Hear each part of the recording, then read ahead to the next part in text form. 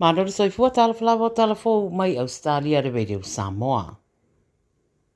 O loo sila nei le New South Wales Health, masiaki wha maumau ngase wha mautinoa, e le o yei nisi o yei ngase na yei se awhianga i le mata upu langa ai whina ngalo i le vai asanei i sini, ina wāri a ese video o tausi mai e to o lua, mo whaia la wha mtaranga ne manuia e wha tatau i tangata Israelu.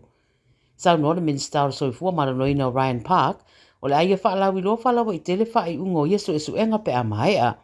O ia video waria ai wa whaero ai tau si soifua ia to rua o whaia la wha matalanga e wha tatau le whasio tio ngase Israelu ma wa whaero ia i le fia o le to tele.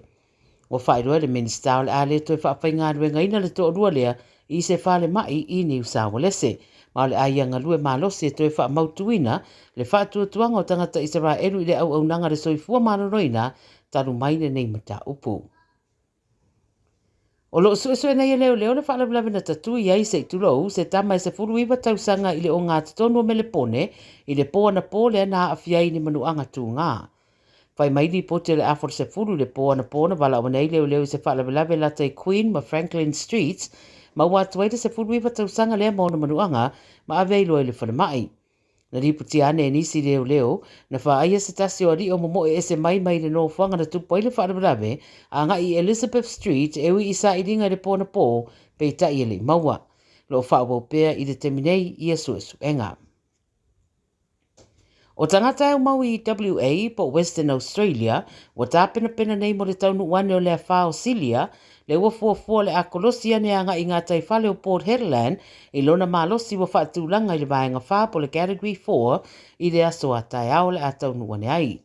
Lo lipotia sa wai ma tō whaatautau e siria ma le 2 kilomita le i tūlane malolosi o matangi, ma le o atu le 5 milimita o timunga, e ono afu ailo o longa, e ono whaaleanga i nai a wala.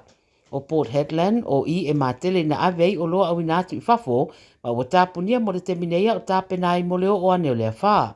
O tāpunia onga ma leo o whai ngā malanga sa fuafua mo le so, ma lo ngā lue foi au nanga supermarketi i a mawari sa palai wha o popo, mo lea wha ai tu o lo o i le tusa ma le awhe ono sarau kilomita i le tu i mātu o Perth.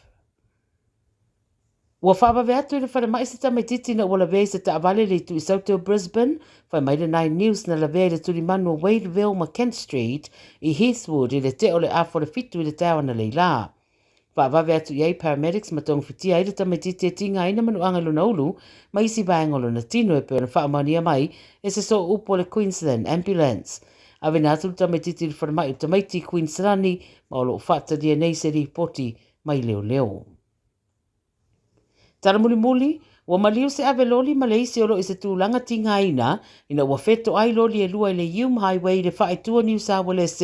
le New South Wales Southern Tablelands. Nā ngā iana i eire pisosoani whaapawave le te o le tasi le waweawa na leila, ma o lātou maua tuai se loli tele o le B-double, wa se e ese male ala tele, ma taa vale, a o le isi loli tele, e whaapea fo ilo na tele, ua le vea i fo i mai ai le pito i tua.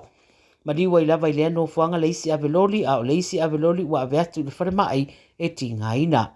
Ua whaatulanga neisu e su e ngā leo le no fuanga na tupo i le whaalavelave, ma ua tā pena fo i se ripoti e tu ina atu i le coroner. E le mai lone mafua anga o le whaalavelave mō le teminei e pei o na lipotia a o lo o wha ngā solo su e su e ngā ia ma tāli ai fo i la se ripoti o pito la tamai leo e tu sai o lea fo i whaalavelave. Pai unga le nao tala mai Ausetalia, a le Radio Samoa mo le nei fo ia stofi o walau wha fonga mai manuia ngā renga o whenga iai, pa soifuea.